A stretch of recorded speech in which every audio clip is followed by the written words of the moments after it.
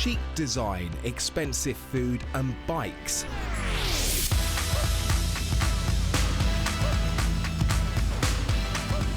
Thousands of bikes.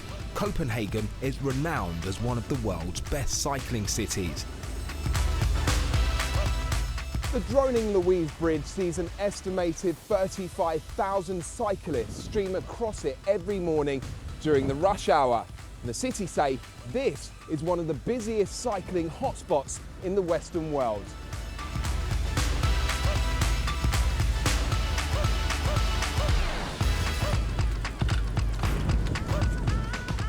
Every day, more than 1 million kilometres are cycled across Copenhagen. And it's tourists as well as commuters that make up the city's pedal power. Mike Somerville runs a cycle tour company. He's taken me to one of the city's tourist hotspots, the Danish Parliament. This is not only the heart of Copenhagen, metaphorically speaking, also the heart of Denmark. Yeah. Denmark been governed from that castle the last 600 years. Mike says he's seen a steady increase in people coming to Copenhagen to hop on a bike and explore the sights. And how important is it for the image of Copenhagen, cyclists and bikes? Very important. Some come here with a strict goal, I want to do a bike tour when I'm visiting Copenhagen. I want to explore the city from bicycle perspective. Others, when they come here, they see all the bikes and people cycling, happy faces. So they end up themselves exploring Copenhagen from bicycle perspective. Bike lanes cover the city, but in recent months there have been some rumblings of opposition to the ever-expanding cycle network.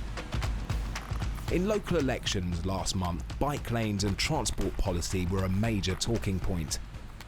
Per Alesleff was the mayoral candidate for centre-right party Venstre, hoping to take over the transport department. During the campaign, she warned that car owners were being punished by transportation policy.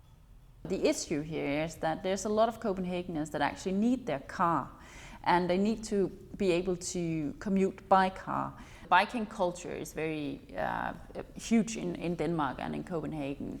And we have to make a balance between the public transportation, the bikers, and also the people who go by car. As well as motorists, Per has warned that Copenhagen risks losing companies to the suburbs or further afield without adequate provision for cars.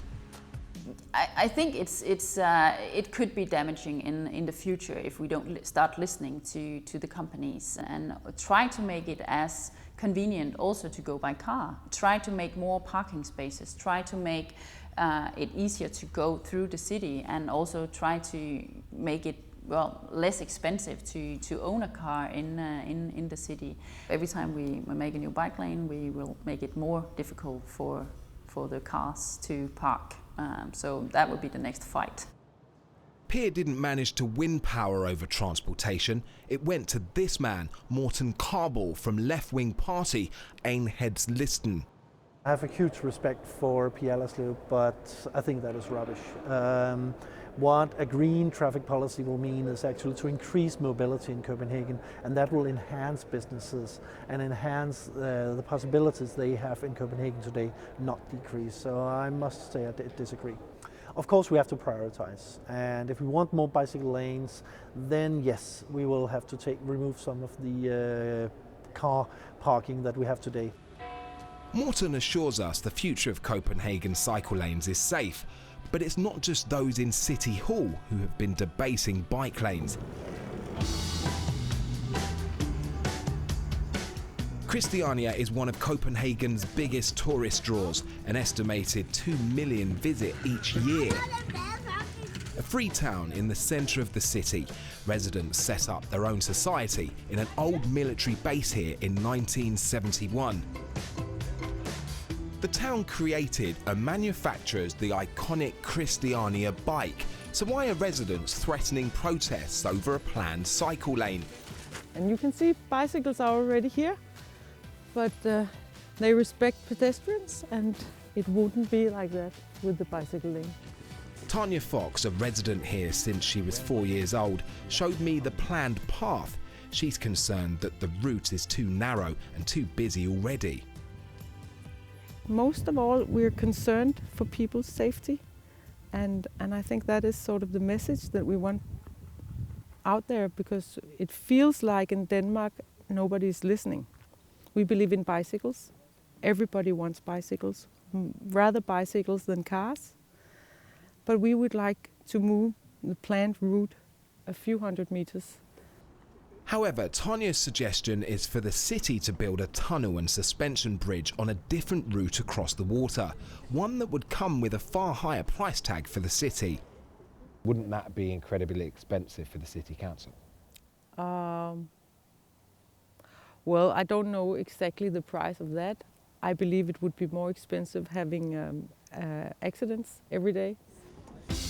The City Council has so far rejected Christiania's suggestions and does plan to go ahead with the cycle lane. As Copenhagen pushes ahead with cycle expansion, a number of other cities across the globe have had their own debates over cycle lanes and their role in city life.